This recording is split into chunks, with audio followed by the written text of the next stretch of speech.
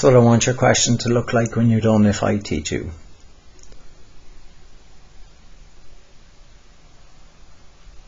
Okay, so 2019 question C1 ordinary level. So the image on the right shows the aerial view of an open mine. A portion of a similar mine area is represented on the accompanying map on the back of section A. So here was our section A. Alright, the short questions are on the front of section A, and then the map is on the back. So the map is on the back. On the map, supply draw a vertical section through line AB. So we're going to slice the Earth's surface through line AB.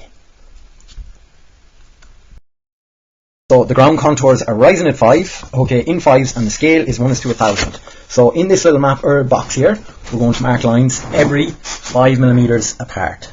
So every 5.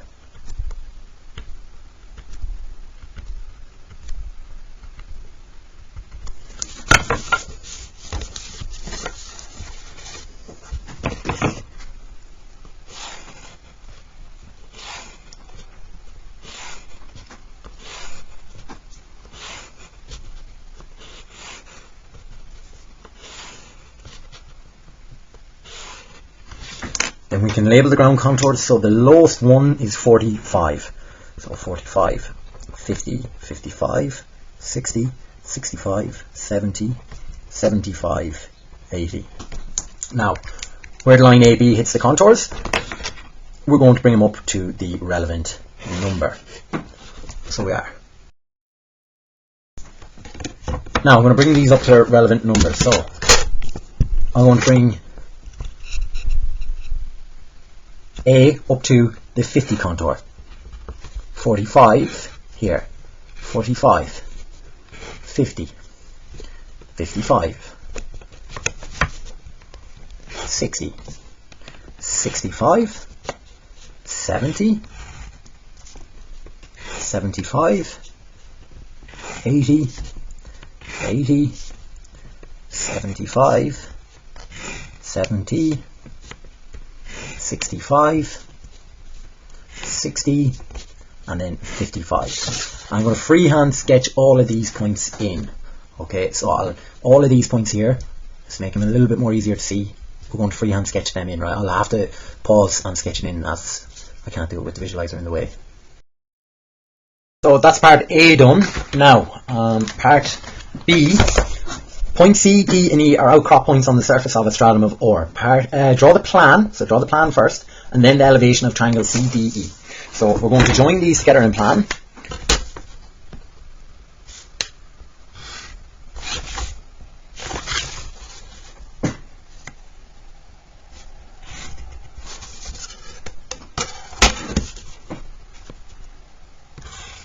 So them joined together, and now I have to draw the elevation of them. So C is on contour 45, D is on contour 75, and E is on contour 55. So I'm going to bring them to their relative contour height. So as we said, C was on 45. So here's C.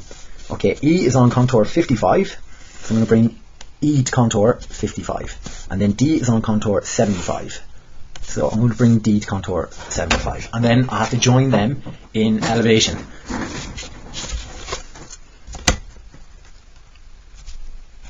So C is going to join to D, C is then going to join to E,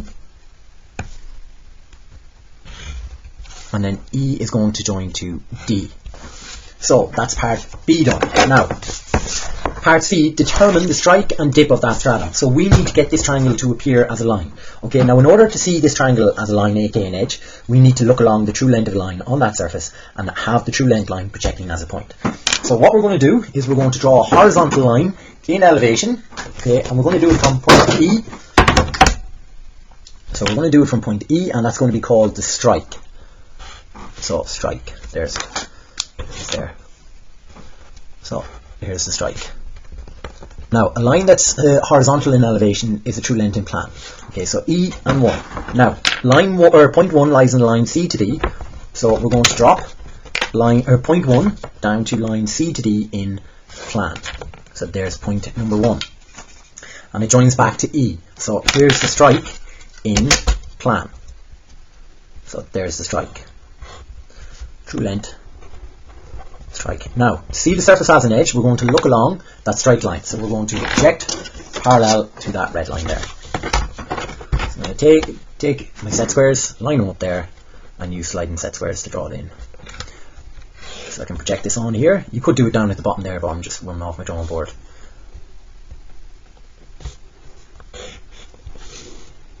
And then from D. As a matter of fact, I'm just going to project downwards. Okay, so just project them down. Right, just bear with me. So I project it down. Now I'm going to draw in my x1, y1 line. Okay, perpendicular to the strike.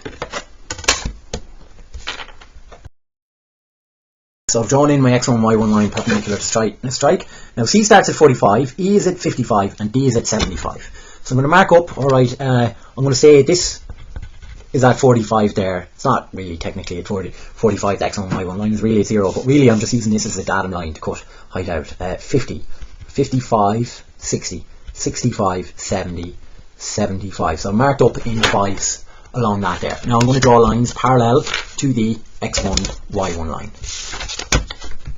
So I'm going to draw lines parallel to this from the points.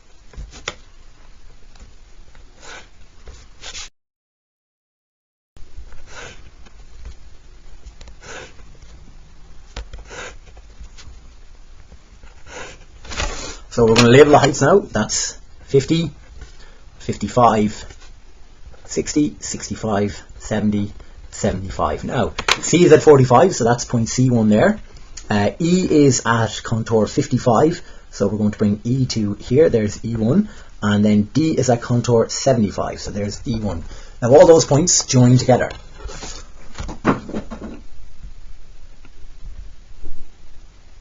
So just a reminder there, C is at 45, E is at 55, and D is at 75. Now all these points join together. Straight line, so I'm a bit off there. I'll fix that. There it is there, and then the dip. You measure the angle here between the two lines. And the dip is 24 degrees. 24 degrees. Right, so that's part C of the question done.